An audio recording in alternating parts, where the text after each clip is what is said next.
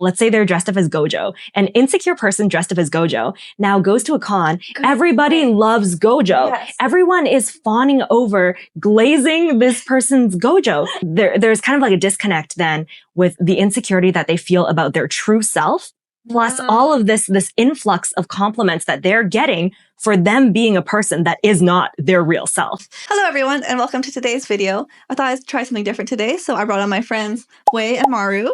They're cosplayers as well, and we've all had a big range of experience in cosplay, not only with the kinds of cosplay we do, but the type of content we make and how long we've been doing it. So I thought it'd be really interesting to bring them on and have a discussion about just like general cosplay topics, hot topics, things you might be interested in. I got this idea from Yosuke Cosplay, who is a cosplayer who has a podcast series called Cossip, and they have a bunch of really cool guests on there. So go check them out if you haven't already. And yeah, I guess with that, I'll introduce Wei and Maru, or I'll let them introduce themselves. I'm Wei, and I've been cosplaying for 2.5 years. And my favorite parts about cosplay are I really like the crafting element. I love the social media element. And to be honest, at the base of it all, I'm just a fangirl. Like, I love the series that I love, and then I just want to cosplay from them. I relate. And what's your Instagram handle? Oh, it's Wei Chia D. So I'm sure Gabby will put it somewhere on the screen. I'll put it around here above your head. And hi, everyone. I am Maru. I go by Boy as my handle, cosplay handle. And I've been cosplaying for a very long time. To the point I would age myself if I told anyone how many years. It's if anyone remembers LiveJournal, DeviantArt, that was my time. And my pronouns are they and them. Happy to be here. I'm chewing on walnut. And before you say anything, yes, I have 2 cups of hot chocolate. We wanted to get hot chocolates right before this, and then there was 2 flavors that we all wanted to try, so we got both. Wei inhaled hers. Yeah. Yeah, I chugged them. I'm still working on mine. Yeah, so both of these are actually mine. None of them are Wei's. Yeah, I do have water now at this point. Okay. Anyways, let's go right into the questions. So first of all, how did we all know each other? How did we meet? I'll go first.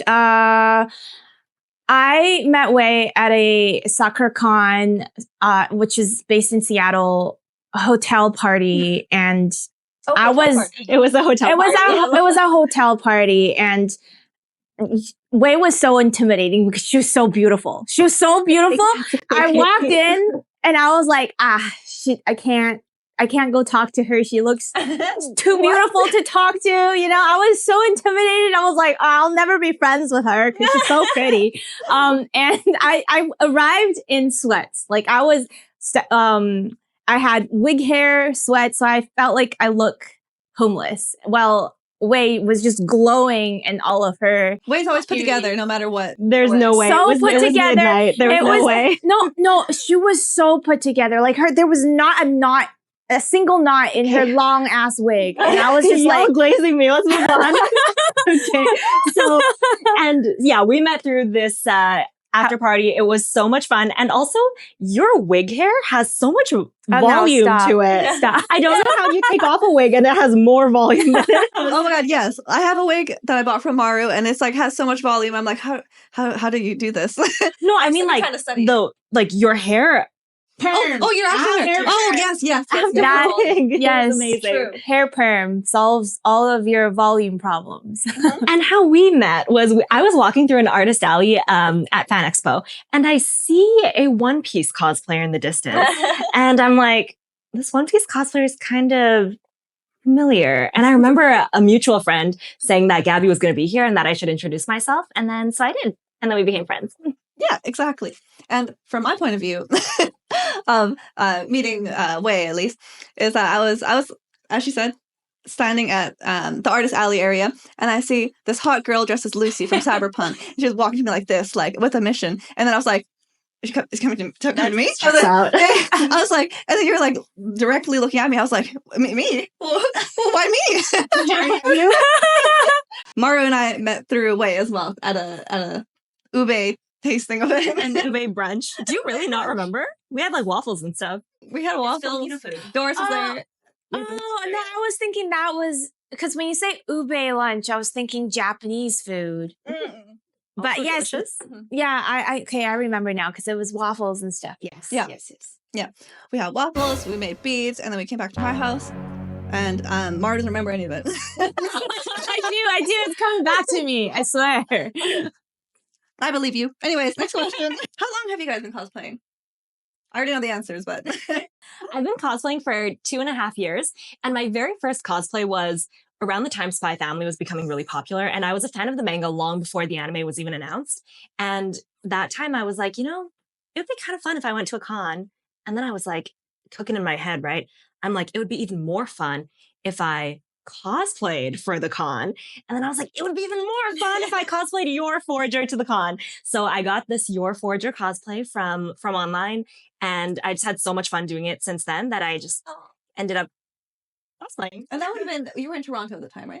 Yes. And then I came back here. So my first con, that was Annie Revo in Vancouver. Oh, nice. Nice. Actually, wait, me too. That was my first con. And we started around the same time. Maybe Yeah, but I don't think we didn't. we didn't meet, but like we were probably both started at the same con at the same time. Yeah, That's crazy. That's crazy. That's wild. But Bart, how about you? We had like a convergent evolution. Yeah. 2008. And the con that I went to was called Anime Evolution when it was still up at FSFU. Oh. Yeah. It was actually Anime Evolution was I went to the 2010 one, but I started cosplaying when I was in 2008. But that was for Halloween. And we didn't call it cosplay back then. We just called it dressing up. Do you remember what your first cosplay was? Rukia from Bleach. Oh my god. I used my own hair, and I remember going to thrift stores and just shops at the mall to try and piece together like a school uniform, like a Japanese school uniform. And then I went trick-or-treating in that uniform as Rukia. Nobody knew who I was. I was very depressed because all the I didn't go trick-or-treating at the houses. I went to a mall that year for some reason, and everyone was like, what are you supposed to be? And I'm like, I'm just a Japanese schoolgirl. But then, this was when Zellers was still in Canada. I walked up to Zellers. I was very demoted. I was very sad. I was looking down with my bag, and I just went, trick-or-treat. And then suddenly I hear, oh my God, are you Rukia? And I looked up and it was Ichigo. And I was like, oh my God. And then he pulled out his bunkai. It was like a blow up bunkai he got from Japan. And he was like, oh my God. And we just bonded. It was the best. Are you still friends with this person? No, I was too young. Oh. And we didn't have social media back then. We did, but it wasn't like you don't exchange it. You just say hi and then you leave. Cons back in the day is you don't even know if you're gonna meet that person you met at the con next year. You meet them. Actually. Yeah, you meet them and then it's kind of like, I hope I see you again. And then So, but that is my core memory. That's the core memory in my head when I first cosplayed. That's so cute. Yeah, using your natural hair is so real for a first cosplay. Yeah, Wigs are so intimidating. Yeah. And they're like, especially when you're for a con all day, your head hurts. Yeah. Especially if your wig isn't stretched out. I mean, your wig cap's not stretched out because you don't know. Yeah, no. Back in the day, there's nowhere to buy wigs. You had to use your hair. Only I guess people who knew how to shop overseas, which was also very difficult because online shopping wasn't, I was aging myself, but online shopping wasn't very good back then. It didn't exist back then. So yeah, you had to go through someone who went back to Asia to bring back the cost, or you had to go on eBay. But eBay was also very sketch. Well, I think we can say that at least it's a lot more accessible to cosplay now. Yes, it's so easy now. Thank God. Well, I think you've pretty much answered my first question, but Maru. But I just wanted to know as well, since you've been cosplaying for a while now, is there any significant changes you've noticed in the cosplay community from then to now?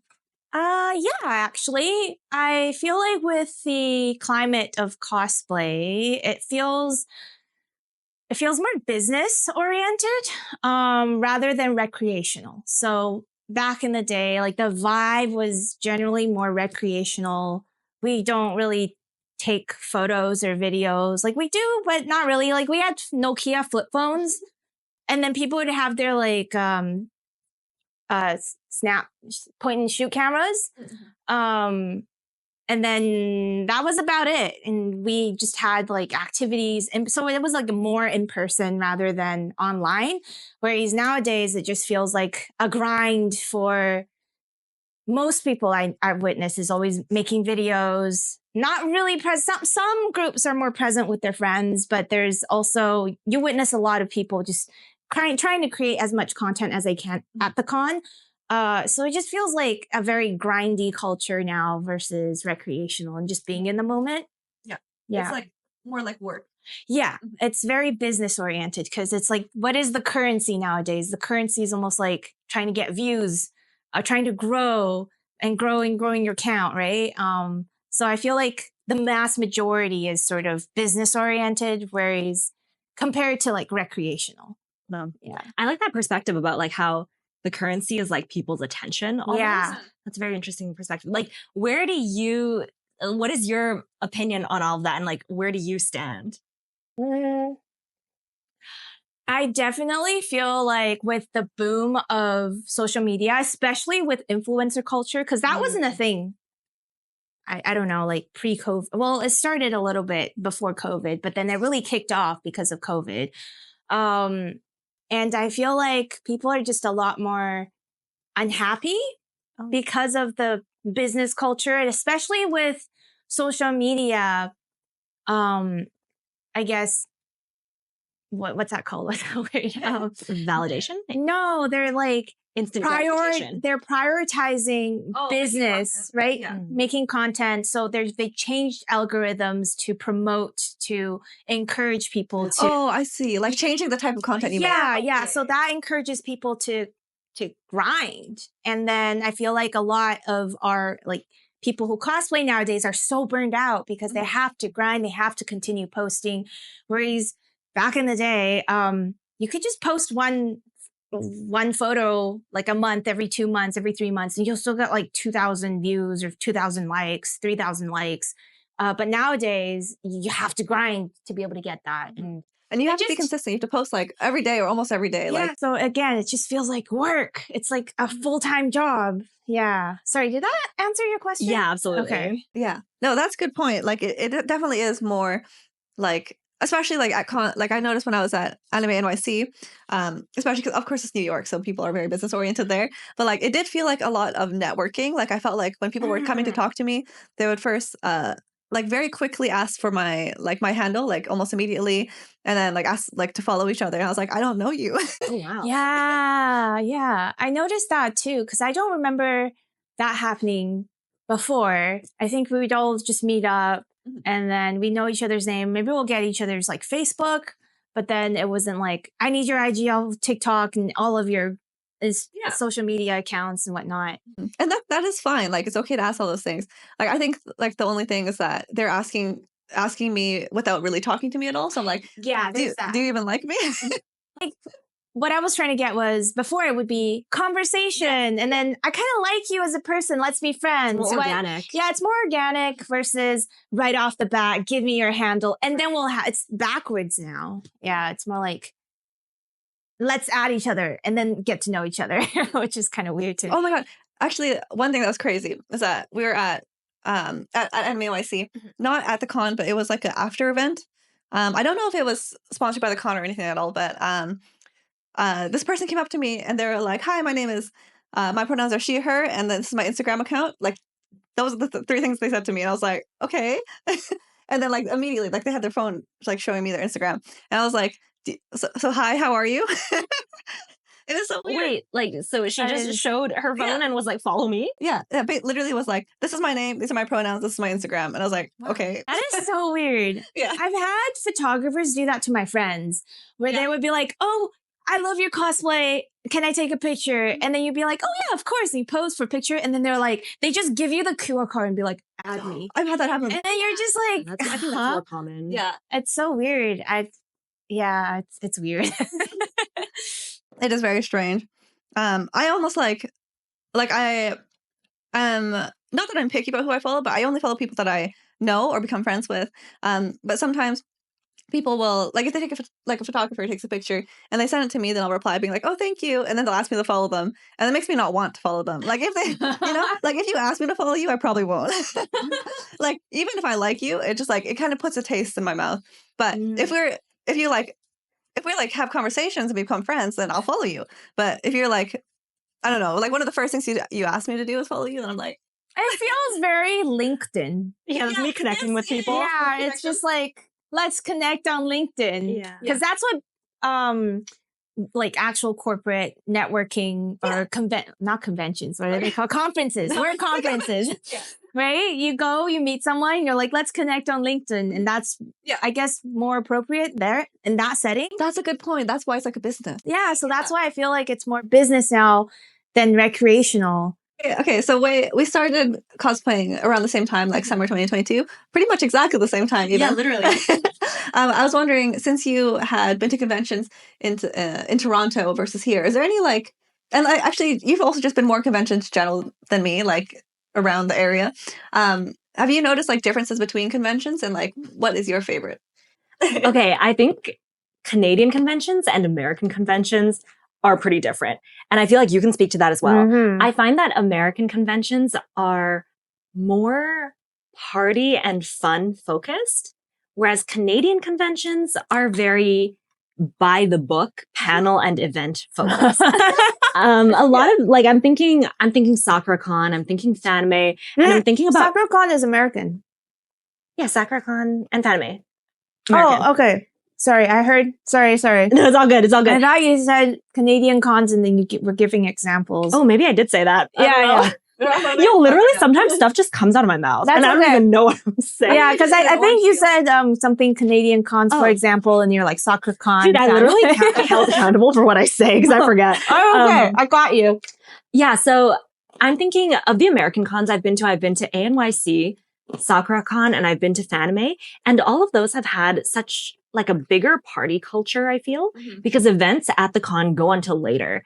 And then I'm thinking Canadian cons where the events tend to end at 6, 7 p.m. And then people tend to do their own thing. No, there are raves. That's true. There are raves. There are But you raves. have to be within that circle. I think I'm not a rave person. Yeah, Are you? but there are definitely raves. Less.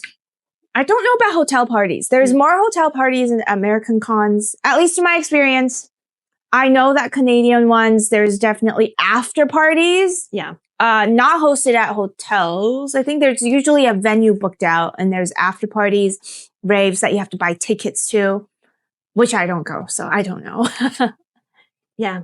Mhm. Fully echoing that. And I also feel like it's hard to compare cons about being like good or bad because I feel like I've been to quote bad cons, but with good people. Yeah. Mhm. And that makes the con experience good. It really makes And then the opposite too, right? Like a really conventionally good convention, but with people that I feel less of a connection with. Mhm. I don't think I would enjoy that con as much. It's kind of fun even to go to a bad con with good friends. Yeah. Because then you kind of like trauma bond about it. Oh yeah, Over the con. that's true. Sometimes, you could go to the same con and you just have a good year and a bad year, Yeah. right? I do think every con has its own personalities and characteristics, and that's highly dependent on the people you hang out with. Yes, definitely. I was going to say something about that, but I forgot. What did you just say? Cons, after parties, tickets, raves. Oh, Cons and good cons. I was just going to say that I also agree with your assessment of like American cons being more like party because I mean I've only been to one, but Anime NYC was definitely a party. And then yeah, like my experience with Vancouver cons is like we go to our cons, we all go for a little group dinner, not little because Cindy has big group dinners. Yeah, and then we all peace out after the group dinner. Exactly. We're all at home by like 8 p.m. Yeah. Yeah, for me, my friends and I have gone to these cons for so many years in a row. We literally arrive like an hour before the con is going to close. And then we just go coffee or dinner at the con in cosplay. And that's our con. Yeah. So I love that actually. again, it's very different depending on the people you hang out with. Yeah.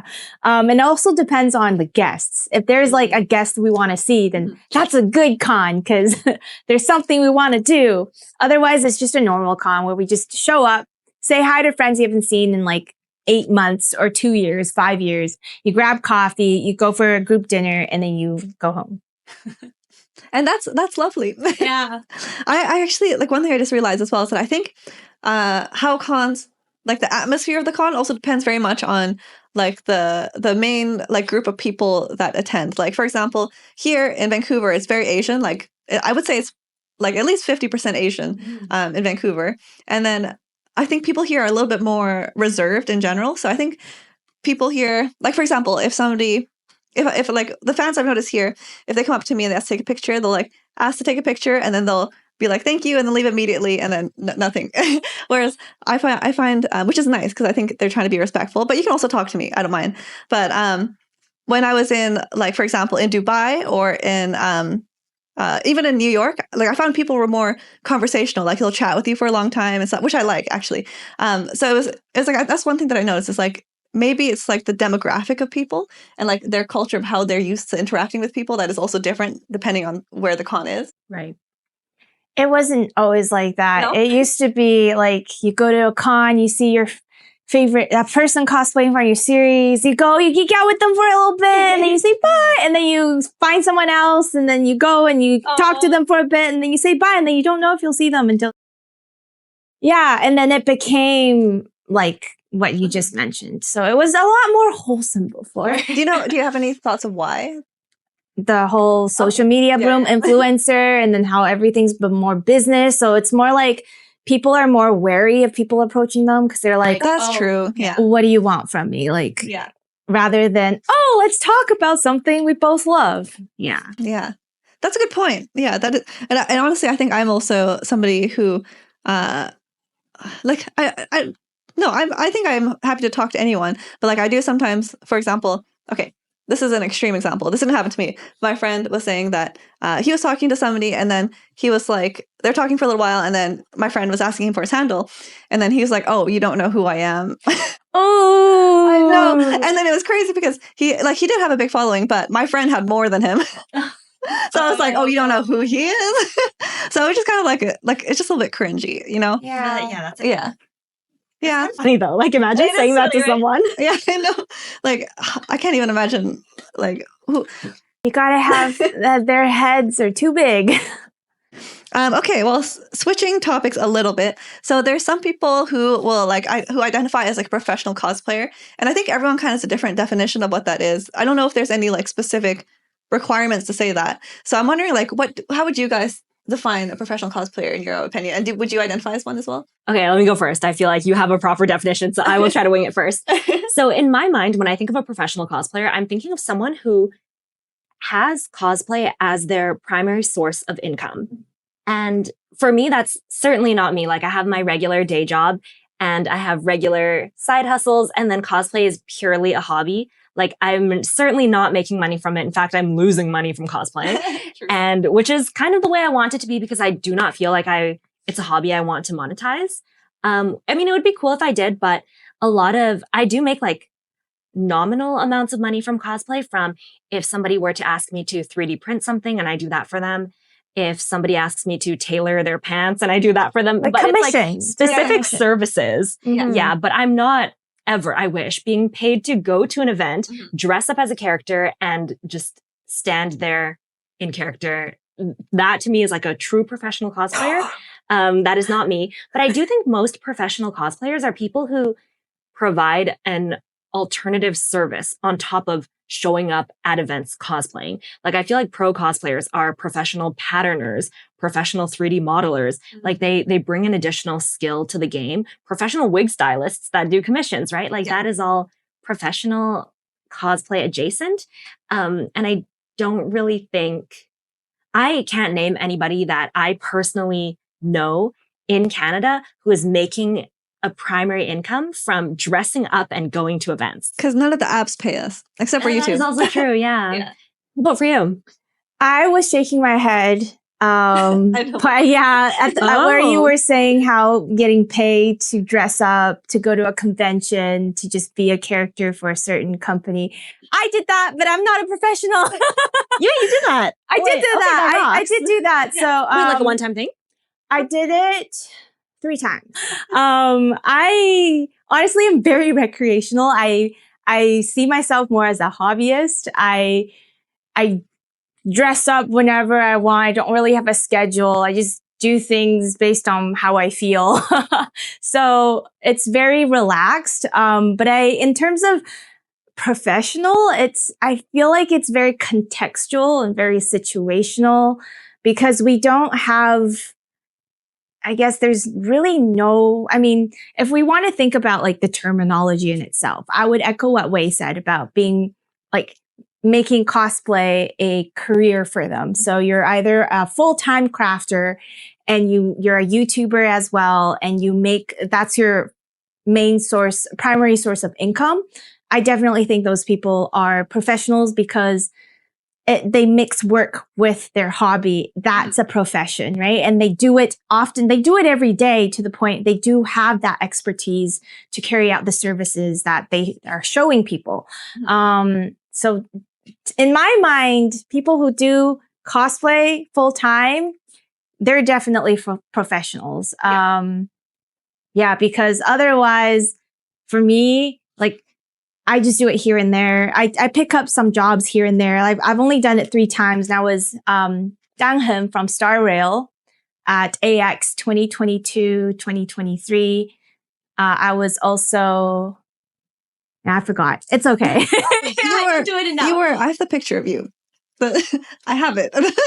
You were from not from Genshin. It was from Star. Oh wait, maybe that's the same character, the green guy. Yeah. But then I did a character from Genshin too. Yeah. And I'm blanking out because I have bad memory. And I don't do this. Was it fun? Did you like doing it? It was fun. I do enjoy doing it. But I guess my point is, I wouldn't call my grandma that knits like a professional knitter because she does it for fun, right? So I guess it just really depends on the person, like how often they do it. And there's also some people who do it for a career, but you wouldn't really call them a professional either because they don't have that corporate experience to add into that professionalism. I'm not sure if I can't really. What do you mean by that?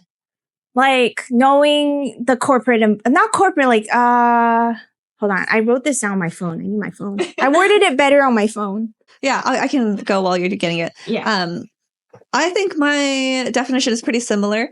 I think like if you're making, I think if you can make it into a full-time career, like you're getting paid enough through your cosplay activities, whether that be through crafting, through commissions, or through YouTube or something like that, then I think that you count as a professional cosplayer because you're already making enough to sustain yourself. That's more than most of us.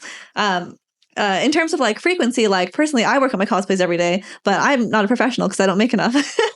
So I wouldn't call myself a professional cosplayer. If anything, I usually call myself a cosplay content creator because I do a lot of cosplay stuff, obviously, but I don't see myself as being skilled enough in any of the skills yet to call myself that. Maru, you're back. Yes, I am back. What were your thoughts about corporate? Like you said, like like what I meant by having that experience in corporate. By that I really mean when you go through the process of working a corporate job, you're sort of put through this grind of learning the politics, not the ethics, etiquette, certain work etiquette, certain speech that you do.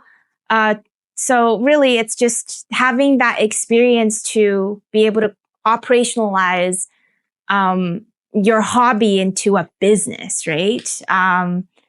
And so like, for example, you're put into a situation where someone wants certain services from you, it pisses you off, but how do you navigate that situation in a calm manner, versus someone who is inexperienced and they're just reacting off of their emotions and perhaps being very immature about it. So in a sense, it's like the traditional term or definition of being a professional is just knowing how to navigate certain situation from experience, and being able to operationalize it into your hobby, I guess, and making it into a business. Yeah. I don't know if any of that made sense. No, it makes sense. Like, of course you should be professional about the work you do. Like if you're going to call yourself a professional cosplayer, you should act in a professional manner. Yeah, but you'd be surprised how many people who don't, and they're just incredibly immature about certain things. That's a good question. And that's a good point. And the fact is, like, not the fact. A lot of the times they've been doing cosplay consistently for the past couple of years, and you'd be surprised how many people react in very immature ways in certain situations. So, yeah. And I think a lot, I mean, obviously not, like adults can be immature too, but I think a lot of immaturity in cosplay comes from people being young, because a lot of cosplayers, like cosplay is a skill that you can learn when you're young, which is cool. So it's kind of accessible to a wider range of audience. However, that also comes with some downsides where some people maybe are a little bit more immature or like don't know how to handle themselves, which is fine. That's something you have to learn. But I think a lot of people are also wondering, like, there's so many cosplayers. How does a con choose who to guest or who to invite to an event? Like how do you, in your experiences, how do you think cons would choose that? Like, how do you become a guest? How do you become a like how do you join an exhibit or something like that? No idea. I have no idea because I've never been an organizer. No, you were. I was never invited. Oh, sorry, I covered my mic. I was never invited as a guest, and I was never. But you invited, like for example, with the Honkai Star Rail. Like That wasn't an invite, and that wasn't a guest job. That was You forced yourself there. You're like, I'm here as a no. professional. So when it comes to invites and guests, it's when the con organizer knows who you are, and they will reach out to you and be like, "Hey, would you be interested in guesting at our con?" And they'll normally pay for your flight and hotel, and they'll you'll negotiate what you'll do for the con to promote it, etc. That's, I guess, an invite. And I guess that also overlaps with guesting. Guesting could also, I guess, more in terms of like inviting VAs, like voice actors. I don't know anything about that, but I would assume it's something similar, but they get paid more because they are famous people. Whereas for me, I was hired to do a job. So honestly, I was kind of scouted on Instagram. Oh, wow. So they zoomed into my DMs and was like, "Hey, Maro, we have a job. Are you interested?" And I'm like, I feel like I'm getting scammed, but I'm going to do it. Nice. And luckily it wasn't a scam. So, and it just worked out that way. So I got very lucky.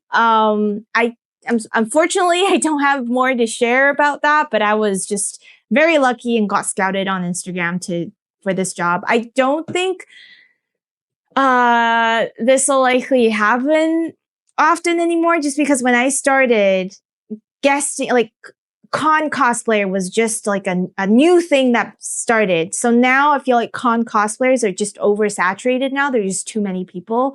So I don't know. Don't keep your hopes up. I mean, you could manifest you getting scouted, but don't take my word for it. I don't know what take it into your own hands. Go ask them. Yeah, I don't know. Yeah, I don't know what the climate is now. Yeah. How about you, Wei? I genuinely don't know, like, about guesting and like making these guest appearances, but it sounds so cool. Like, I thought you had you not? No, I've never been an official cosplayer for anything, but I think that'd be really sick. There's like so many series that I would be like, let me represent you. Yeah. But we both applied for Fan Expo Toronto. So. We did. Well, I guess I could talk a little bit about the guesting side. I've never been hired for anything, so I was actually curious about that. That's why I wanted to ask. I want to know how you got that job, because it sounds like a lot of fun, and you get paid for it. So. It sounds like I'd be really tired. I feel like I'd be really my tired. God, I got heat exhaustion. Because the AC was broken. I was on stage for many hours. I did take breaks. My whole foot had blisters. Just from the discomfort of my cosplay shoes. And then because the AC was broken, I was standing behind like a massive screen that emitted light, and then there's stage lights. Also human heat in the crowd. Yeah. All I remember was me telling myself not to pass out. Right. Oh and I had such a resting bitch face that a lot of cosplayers people were afraid to approach me for pictures. But it was really me just trying to keep it together and not pass out. Was it in character for this person? It was so in character. Like, thank God I wasn't cosplaying some happy, cheerful, smiley character, because I could not do it. And thankfully, I also, at the time, COVID just ended. So COVID never ends, but it finally reopened, and we were still mandated to wear the mask. So Thank God. It was just my eyes, but my eyes were really dead. That's also probably hot too, though. Yeah. And so literally for that entire con, I didn't really get a chance to enjoy the con. I literally went to work bright and early in the morning. And then when I was off work, I went straight back to my hotel and I just passed out. So it's very tiring. And this was summer in LA, right? It was summer in LA, but thankfully when I would leave really early, so it was really cool on my walk over to the con. And then by the time it ended, I feel like it was cool enough for me to walk back. But I was already overheated anyways. I can't tell if it was hot. Oh my God. So it's not all glitz and glad. Remember that when you meet your cosplayers. Try not to touch them, because if you were to touch me, you would come away with a handful of sweat, because that was how sweaty. I drank like 10, 20 bottles of water that day. I did not go pee because I sweated everything out. It was that bad. Wow. Yeah. Oh my God. Yeah. So just make sure, like, obviously be respectful to people. And like, if maybe you meet somebody who doesn't seem like they're in a great mood, just remember that it could be because maybe they were working long hours. And they're just having a tough day. Yeah. Just leave them alone. Your pillow back. Oh yes. Thank you. Okay. Well, I can talk a little bit about guesting. I haven't done it that much. I've guessed at Annie Revo twice, and I'm going to be guessing at Fan Expo Vancouver. You went to Dubai. Yes, and then I also went to Dubai. Actually, it was technically in Abu Dhabi. For what was it called? Cosplay Con. It was called Cosplay Con. And I think that one is the Cosplay Con was my experience that was most like a guess, because here in Vancouver, obviously I live here, so it's not like they're going to fly me out and do all that stuff. And also in North America in general, I think it's less common to be paid for guessing, which is very sad. Please pay us. Oh, I didn't know that. Yeah, in North America, it's not as good. Oh, I guess they would only pay the voice actors. Yeah, they then. comp you with like badges and gifts. Yeah. Excuse me. But when I was in Cosplay Con, so they were a very small con. Like the people who reached out to me was a couple, and it was just like they went together. So they couldn't pay me either, but they flew me out. They paid for my accommodation and all my food and everything. And they were like super, like they took care of me really well. So I was like you don't have to pay me. It's like for the experience. And also one of my friends, Shaz, was living in Dubai. So I was like, can see her, get to visit her. And she was also like part of the con too. So I wanted to go as well to meet her. But I guess like the way I have been, so that one I was invited to, like they reached out to me. However, for like Annie Revo and Fan Expo, I usually apply. So I was saying earlier, me and Wei both applied for Fan Expo Toronto. So I think a lot of times, like, sure, hopefully you'll get scouted like Maru or like that con, but I think sometimes you kind of have to take matters into your own hands. Yes. Like if you really want to guess somewhere, then just apply. And then if you don't get a response back or they say no, then that's the worst that's going to happen. Just apply again next year or like apply to other places. But just know that like when you apply, it doesn't mean that they're going to pay for everything, especially if you're in North America. Maybe if you apply to, I think Asia's maybe a little bit better for that. Like, they pay. No, I feel like for Asia, unless you're like a very, very prolific, very popular, like you got like 7-10 million followers. Yeah, because China, right? Yeah. Like, then you would get paid a lot to attend a con. But for other cosplayers, from what I've heard, so don't take my word for it or take it with a grain of salt, is most people are just happy to represent. Yeah. For the exposure. Yeah, or I feel like yes, and also no. There are people who want to do it for exposure, but there's also people like me who I freaking love this show, and I just want to be a character. Oh no, I meant they're paying you an exposure. Oh yeah. Well, which is like a joke. Okay. Sorry, I didn't get the joke. No. I went over my head. Like, photographers will be like, oh, like, wait. Oh, like, okay, wait. What am I trying to say? A lot of photographers like offer to like pay an exposure, but it's like no payment, you know? Yeah. I know. But that's what I was thinking too, because the trend, it used to be with cosplay work, it used to be they pay you, but I feel like the trend now is if they can get away without paying you and just you're okay with the exposure, then they will. That's okay. Then they will literally pay you for the exposure. So. Yeah.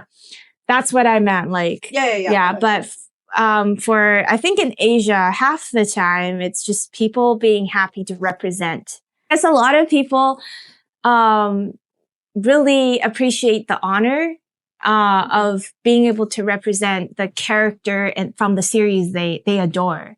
Yeah. And so they will do it for that. It's a big compliment. Yeah, over exposure. Because I'm sure there are people who don't care about exposure. They just want to, be their favorite character officially, right? For a series that they genuinely adore. So there's that too. Yeah. But I feel like with the Western community, it's more about being paid with exposure. Wait, I have a question for you guys. If you could represent or choose one character that you would be the most honored to represent from one certain piece of media, what character would that be? There's too many. No, you have to choose one, like your top. Okay, you had to represent one. The most recent? I'll just pick from my most recent. It would be Link Click. Of course, it's Link Click. Oh my god, I love that show so much. Who would you be from Link Click? Anybody. I will be a table. I don't care. Devotion. I told Maru that I was going to go to China in a couple of months, and then Maru was like, Link Click merch. Yeah. The first thing I whispered to Gabby wasn't, oh my god, I'm so excited. It was Link Click merch. It's very popular in China, eh? Yeah, much more than here. Oh, yeah. Oh, yeah. Oh, yeah, okay, I have to answer too. I think my answer is pretty obvious from my favorite shows, but I would love to be like Nana, obviously Nana from Nana Osaki, or anyone in Nana, but probably Nana O, or Haruhi. I would want to cosplay something from Orange. I thought we were only allowed to pick one. Oh, well, you named like 3. Wait, okay. I respect that. Okay, wait, hold on. I did too. Okay. You pick a backup one. I'll pick a backup one. Sorry, my toes just touched your toes. It would be Oron as well, and I don't care which character. Actually, no Honey. I don't think I can pull off no Honey. I love Honey, but I don't think I can pull off a Honey. And he's too cheerful. I can't pull him off.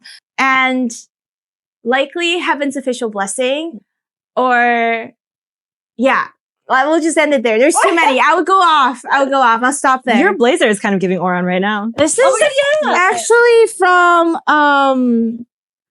I can't remember the English name, but I know the Chinese name. It's from 魔道祖师, if people know. You know, very familiar. What's the English?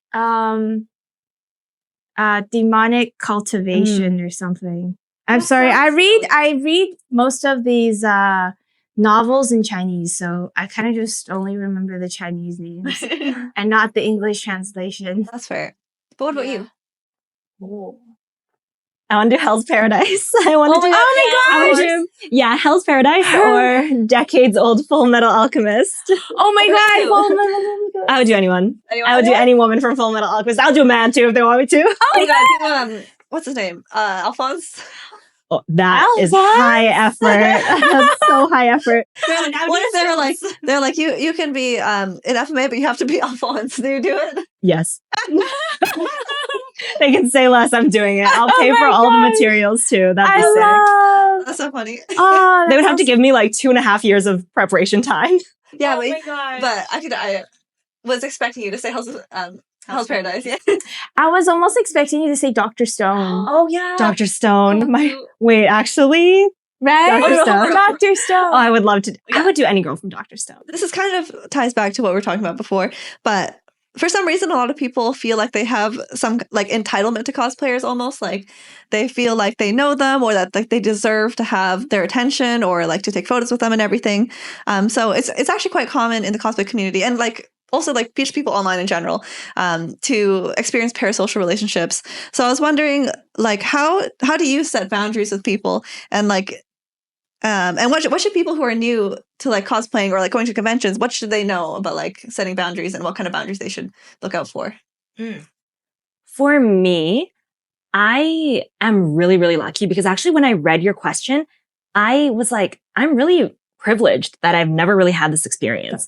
And I think a lot of the people who message me, they are like teen or young adult women who want to get into cosplay and have some very normal, very sincere, very genuine questions.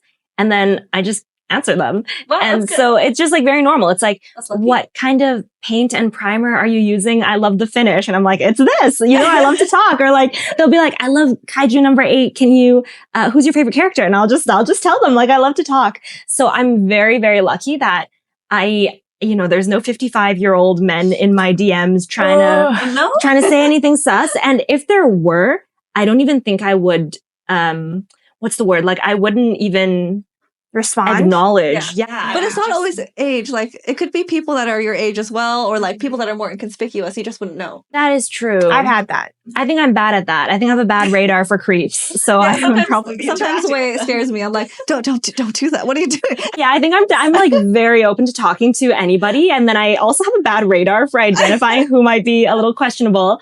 But I guess in hindsight, I will be able to. Hindsight is 2020. Yeah. How about for you? I have many experiences, and that's why I'm very jaded and I don't want to meet people. I mean, I want to meet people. I love having conversations. I'm just very cautious now. And I think it's really important for people to look up what parasocial actually means. So I'll put a definition up here. Yeah, or just Google and read some articles about it, because I just feel like people are not aware enough that they're doing it, because it's so easy to just fictionalize or not. You don't even know it's fictional. You truly believe you have this online relationship with somebody that you really don't, right? And it can get very dangerous. And what are some like signs of parasocial behavior that people might not realize? Like somebody would do that they didn't realize was parasocial. They want to be your friends very, very badly. So it's like, can we be friends? Like, People do that. Yes, I get so many messages, and if you're one of them, don't feel too bad about it. It's a learning process. I'm not trying to call you out. It's just being self-aware that trying to push for someone to become your friend is almost pretty much a sign of parasocialism, because you want this friendship so bad and you believe in it that you're kind of thinking that you have more than what is actually happening. I hope that makes sense. So I think that's one of the bigger signs, is if they ask, like, can we be friends? Or, oh, I want to confide in you about something because I have no one to talk to and I trust you, stuff like that. The moment you feel that way, just stop yourself, take a moment, and maybe seek someone in your in your immediate surroundings. And if you don't, maybe you could add some helplines up here, where you can go and seek professionals that can provide you better advice and be there for you. But cosplayers, entertainers, they're not your therapists, and they can't be there for you. They're not your friends. They're not your best friends. We do enjoy the conversations that we have with you, but it's similar to going to a coffee shop and having a quick chit chat with the person next to you that's having coffee too, and then you leave, right? That's it, right? I'd like to say, treat it like going to Disneyland. Like, you go meet Mickey Mouse, right? You love Mickey, right? You go, you ask him if you can have a photo, right? You're asking for his consent for photo. You ask him if you can have a hug, right? You always ask. And then you tell him how much you love him, and you give him a bit of splurb about, how great he is. And then you leave, right? You leave, you take you ask for an autograph, and then you leave, and that's it. You don't try to move into his house, and you don't try to become his wife or best friend, right? So just treat it like you don't fight Minnie. Yeah, don't be a homewrecker. Come on. So that's sort of. And one thing I'll just add to that, which to what you're saying, is that this applies. Don't worry about it's not. Don't be scared to make friends. Yes. However, this applies to people who are for example, you're messaging them this, but they don't know you. If you know each other, then obviously you can be friends. Well, they would think that you know each other. Yeah. That's the thing with parasocial, is that for example, I'm a fan of Gabby. I'm like, Gabby, I love you. Today, you look cute. And then you'd be like, oh, thanks, Maru. And then I would be like, oh my God, we're best friends now. Right? Yeah, true. Right? It's sort of become too delulu that you don't realize you're delulu. Yeah. So just It's like, think about it from their perspective. Like, sure, you know all the stuff about them because they post themselves online and everything, but how much do they know about you? Nothing, really. Like, there are a lot of times people are going to reply, but they probably don't even like look at your profile or anything. So like, they really don't know anything about you, especially if you have like a private account with an anime profile picture. Yeah, but the thing with Delulu people is that they believe that they have an opportunity to let you know more about me. They're like, but what if we become friends? Yeah, like, even though you don't know about me now, there's a future where we do know about each other. So I just have to keep trying. Right? I just have to keep talking to you. I have to keep trying. And then one day, maybe you'll come out and have a coffee with me. And then I can tell you more about myself. So it's just the whole Delulu mindset. Because that's what parasocial is. It like slowly grows and it creeps up on you and you don't know it. So again, very dangerous. So compare yourself to Mickey Mouse. Or compare them to Mickey Mouse. Ooh, would you do that to Mickey Mouse? I don't think so.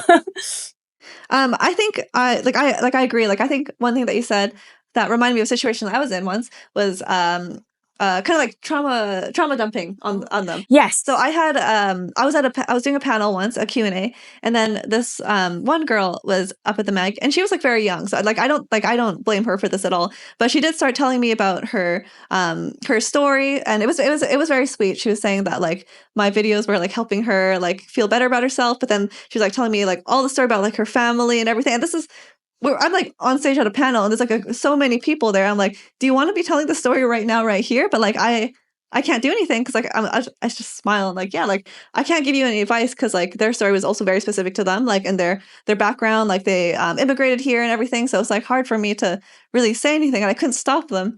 But the thing is like I appreciate your story and stuff, and like thank you for telling me, but this is not the right time for one.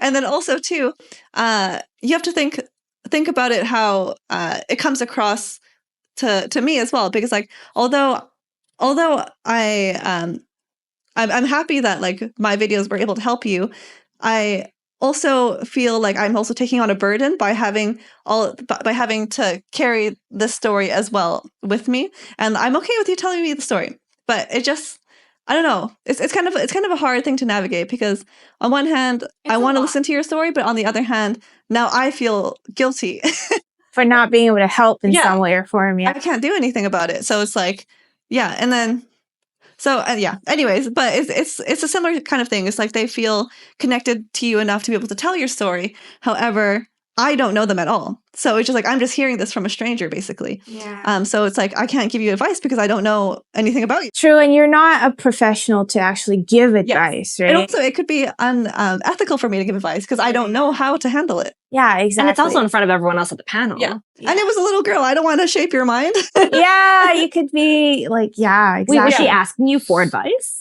No, she was just wanted to tell me that she liked my videos and stuff, and then started like explaining. It was a spin-off story. Yeah, background. It was a spin-off story. Yeah. But this isn't to say that you can't approach us and have a conversation with us, or DM us and have a conversation with us. Because I have a lot of wholesome followers that I keep in touch with, and we don't talk all the time, but we'll talk here and there in our little spurts of conversation. I treasure them a lot, and they've been really fun. But what I love about these followers of mine is they're so respectful of my space and my time. So once our conversation ends, that's it, right? They don't try to push for more. Mm-hmm. And then when I'm at a con, they'll be like, "Hey, are you here? Can I come meet you and just say hi?" And I'd be like, "Of course," because I want to meet them. They're awesome. So we meet, get a picture, they leave, and that's it. Like we chat for a bit, they leave, and that's it. So they don't push for more. And I really appreciate how much respect they give me and my boundaries and my space. So yeah, so don't be afraid. Like, we're not telling you never talk to us. Just these are rare experiences. Yeah. Just be respectful about it. Mm-hmm. Yeah, and don't take it personally if we don't respond or if we feel uncomfortable, because we have to deal with a lot of people. So yeah, like put yourself in that person's shoes. Like, if somebody was suddenly coming to you out of random that you don't know, then how would you react to it? So just think about it like that. But to transition to a more lighthearted topic, what are your cosplay community icks? Because I have Wholesome.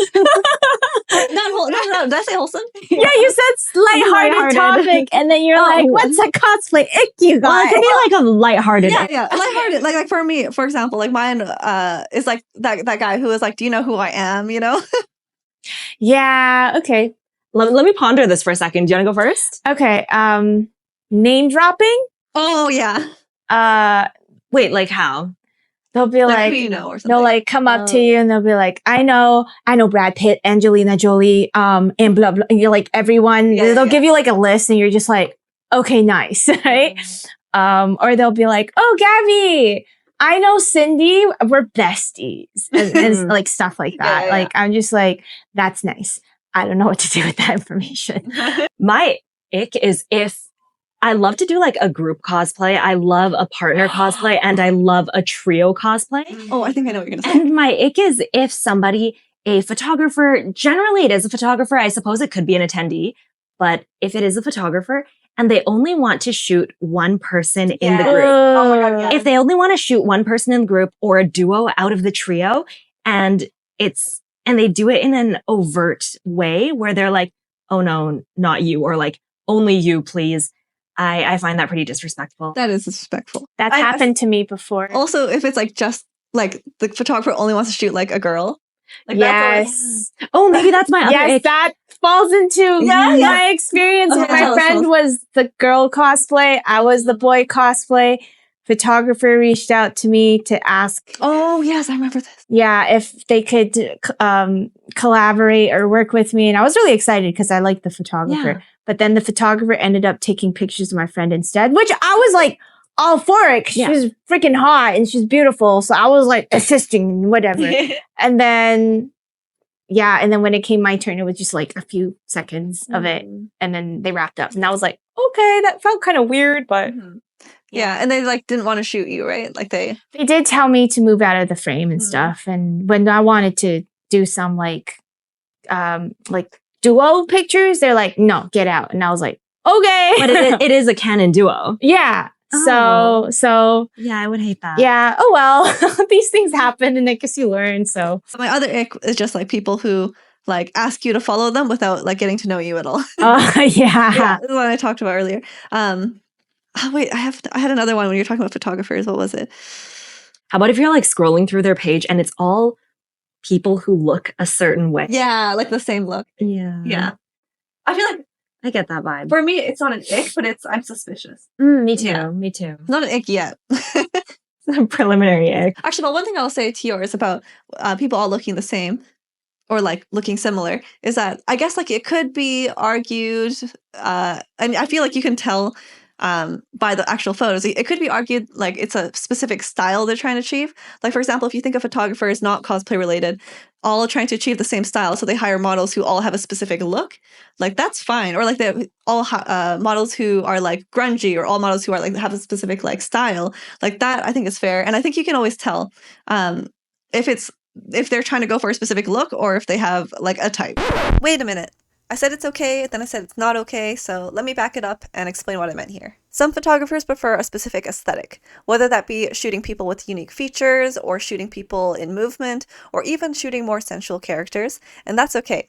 That's your photography preference. The difference is how you shoot those characters and your intention behind shooting them. In other words, are they shooting the characters in a sexual or sensual way because it makes sense for the characters, the context, and of course, the cosplayer, or are they making a cosplay sexy unnecessarily and taking very untasteful shots? Especially photographers are people you are often alone with in remote spaces, and also they can easily keep compromising photos of you, like this one that I have made of Maru and Wade that I am now showing all of you. But I'll let you use your imagination for what exactly they could have on their hard drives. And there's way more I want to say about this, so let me know if you would like a longer video. I can have Wade and Maru come back and we can discuss specifically about photography and collaborations and etiquette and everything like that. And yeah, anyways, back to the video. Like, but depending on the kind of pictures they're taking, you know? Wait, I just thought of one. Okay, yeah, go ahead. People who are very persistent, they don't take no for an answer. Oh yeah, that's definitely Nick. Right? A huge ick where you're like, for example, they want to take a photo of you and you're like, no, not right now. And then they just keep asking. They follow and they you. don't, and they follow you. And you're just like, stop. I said no. So luckily, before I started cosplaying, I had done some like before cosplaying, I had like history of doing like a lot of other different avenues of content creation. Like I tried streaming, I tried modeling and like stuff like that, film and stuff. And then so just because I had like done those things, nothing serious, that I made connections with a lot of photographers who were not necessarily cosplay photographers.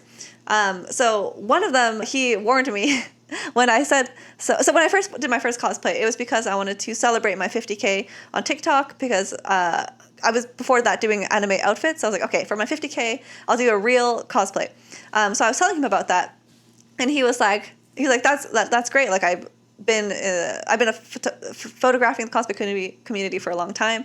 Just so you know, like one thing you should be aware of is that there is a lot of drama within the cosplay community. So like obviously like it's very welcoming, but just be careful who you kind of connect with, or like not be suspicious, but like just be aware of the people that are around you. Like, and he said especially photographers.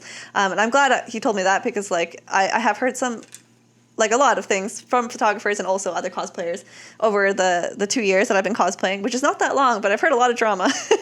And luckily I haven't been caught up in any of it. But I was wondering, the cosplay community should be very inclusive, because at the end of the day, like as we were saying, everyone's just kind of like geeking over something that's honestly like a nerdy thing to be geeking out over. So why do you think so much like ego happens in cosplay, and like all this drama comes from from the stories I can think of, most of the drama comes from ego. So like, why do you think people have that when they should be, considering the topic, quite inclusive? I think from my opinion, if we break down where the ego might be coming from, if we were to really find the root of it, in my experience, I would say insecurity is the main thing. Okay. And then so once you take insecurity as one pillar, and then you add that to this person then pursuing this avenue of cosplaying, which is them dressing up as a character that is not them. Mm-hmm. Okay, so they're dressed up as a character that is a beloved character unanimously. For example, let's say they're dressed up as Gojo. An insecure person dressed up as Gojo now goes to a con. Everybody loves Gojo. Yes. Everyone is fawning over glazing this person's Gojo. And in my mind, it's kind of like, how do they deal with this? There's kind of like a disconnect then with the insecurity that they feel about their true self, plus all of this influx of compliments that they're getting for them being a person that is not their real self. So I think we could be targeting that disconnect, and that's what then causes them to have an ego and then express their insecurity in other ways that then leads to drama. Yeah, like projecting, and then if you get so much validation in such a short time, you would definitely be thrown into a situation where you end up projecting and you don't know, projecting your insecurities and you're not aware. Yeah. No, I would echo what Wei said. And I think with this, I was checking my phone because I made notes about this. Yeah, if you see us checking our phones, we're not like scrolling. I'm not trying to be disrespectful. I'm just checking my notes. In terms of drama, it's everywhere. It just exists anywhere. It's not exclusive to the cosplay community. You get work drama, you get family drama, and you get drama everywhere. So I think the core of it is really just similar to what Wei said, and it's that it derives from insecurity. So I really encourage people to, seek therapy if that is a option. If not, but really self-reflect to understand whether you know where what your boundaries are. Like, do you love yourself? Do you have self-respect, right? And it's easier said than done. Like, I'm saying these things, but it's honestly very difficult to seek within yourself and really understand whether or not you have boundaries, whether or not you love yourself enough to not to let people step all over you and then react from that. And what did I say? Self-love and self-respect. Like, do you respect yourself enough to not let people do things to you enough that you create so much resentment within yourself and then you explode, right? Yeah. Which causes, like, again, it's just the cycle of drama, right? Mm-hmm. So, yeah, I think Wei hit it. Yeah. On point. Yeah. That's exactly what I was thinking as well. Like everything that Wei said is pretty much exactly what I was thinking as well. Like I do think it comes at the end of the day from insecurity, and like everyone has insecurities. Like everyone is going to feel that way. And I think if you, especially something like cosplay that is so specific, it's first of all, it's very loud. It's like you're drawing a lot of attention to yourself. So it's like suddenly you're getting all this attention, and then maybe it feels good. So you want to get more, and then you kind of want more and more, and then you start doing things that are more extreme, and then those extreme things are maybe too far. I'm thinking specifically about content creation right now in that sense, but then also it happens not with content creation, but like in like friendships. Like some people develop an ego, and then they start thinking of themselves above other people. So for example, I don't know, like just like not being very considerate of their friends that they have around them, who are maybe like I have a story. Yeah, I have a story. I keep thinking of it in terms of like content creation, because like that's what I mostly do. So for example, like if you have a friend who like both of them are popular, but one of them starts getting more popular, then that person, it can become like a bit of a competition for either side. Like either the person who has less followers is kind of feeling bad about themselves, like oh, my friend's getting all these followers, but we're always taking pictures together. Why am I not getting them? And they start to self-doubt, and then that can breed resentment. But then also the other person too can still also have that same resentment or like insecurities to the person who has less followers than them, because even though maybe they have more followers, that doesn't mean they don't have insecurities. Like maybe they are still comparing themselves because they're like, oh, like we took this photos together, and like my friend looks way better than me, blah, blah, blah, blah. And then, so like it can go both ways, but there's always like different avenues where people can like breed insecurities. So just know that if you have insecurities, that's okay. Like that's fair. Everyone can have them, and you're allowed to have them, but just make sure you're not, you can check yourself, and you're not like boiling over and blaming other people for it. Because at the end of the day, as long as you're aware your insecurities are your own and something you need to deal with, and not take it out on others, that's what's important. Yeah. To add something like totally unrelated to insecurity, actually, I think another reason cosplay is kind of like a petri dish for drama to occur is because everybody is cosplaying from like a reference, a source material, like, and everybody wants to attain this specific ideal, and this ideal is a particular look that we're all looking at. And then so I think that causes people to, this brings in like a debate about maybe plagiarizing or like copying, like you're copying my cosplay. Well, no, we're all cosplaying from the same source material. Yeah. And then in the crafting realm, it might be like, oh, you're stealing this technique that I used. Oh my God. Okay, wait. Sorry. Right. This brings me back. That is another ick, is when people get mad about other people cosplaying the same character. Like, you don't own the character. Sorry. Okay. I just thought of that. Yeah, I don't know. I think you kind of cut me off at a good spot because I didn't really have anything else to say. But like let's say somebody chooses to cosplay an original character or an original design of an existing character, and then somebody else comes up with that same idea. It's like there are two ideas converged from separate sources. Like it wasn't one person copying the other. But if there again is like one person has more followers and one has less, that is a power imbalance. True, and then if it's like this person with more followers does the cosplay second, then the person with fewer followers might have the idea that they're kind of punching down. Yeah. And then with that sense of, I'm not really sure how to word it. It's like there could be a potential imbalance if one person has an idea that another person is copying them. Because the more followers you have, the more validated they are in their idea, where you just feel unseen and unheard when you come out with yours. Surrounding yourself with the right people that won't judge you or make snarky comments about how you're not accurate enough, etc. Right? I cannot believe people do that.